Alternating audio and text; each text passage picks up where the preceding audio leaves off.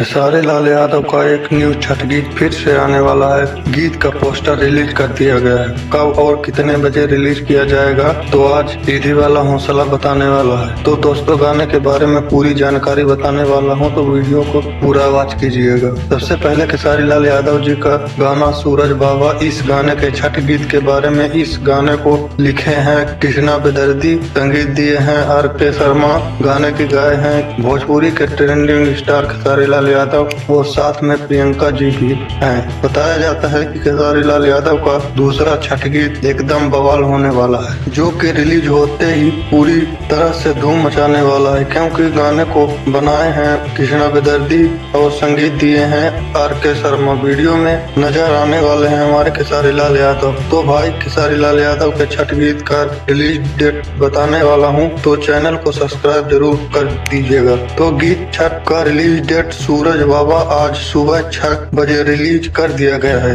कहाँ रिलीज होगा ये भी बताएंगे। तो खेसारी म्यूजिक YouTube चैनल से रिलीज कर दिया गया है। तो हमारा वीडियो कैसा लगा कमेंट बॉक्स में जरूर बताइएगा। नमस्ते।